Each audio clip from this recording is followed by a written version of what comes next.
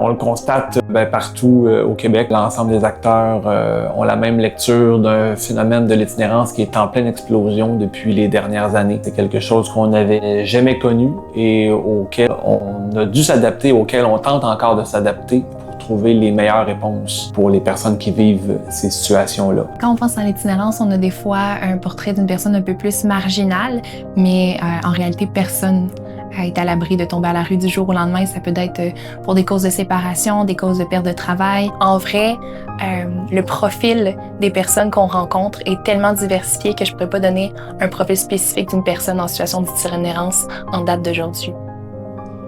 Le monde pensait que j'étais une bonne moyenne, mais j'avais de l'argent pour mon loyer. J'avais pas de loyer. Je me suis ramassée dans la rue. Personne ne voulait me louer de loyer, tu sais, ils me traitaient comme une... Ben, c'est ça, j'étais dans la rue, tu sais, tant qu'elle me fait pogner de cul pour dormir. Je m'arrangeais, là, des fois il pleuvait, il faisait fret l'hiver. C'était dangereux pour moi.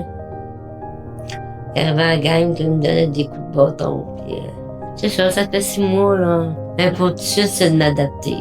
J'ai commencé par m'habituer à être seule, tu sais. De trouver des activités à faire, puis des amis, je n'ai plus bien. Ça me triste. Mais d'habitude, je suis une bonne combattante, fait que...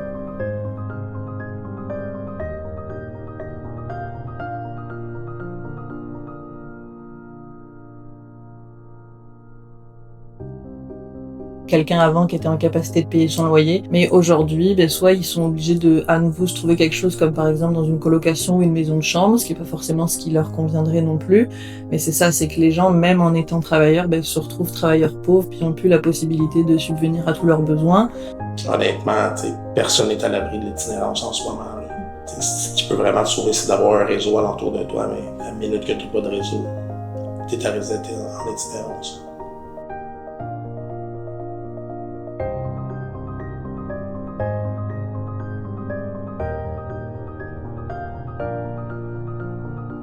Il faut varier les ports de sortie. Il n'y a pas une réponse unique.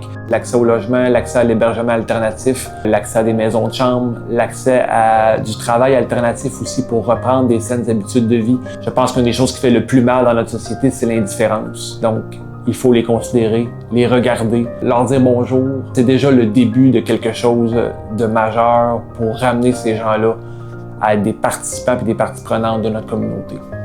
Personne ne veut de pitié. Juste de la dignité. Un minimum pour repartir. Faut dire aux autres, lâchez pas, puis adressez-vous au bon organisme.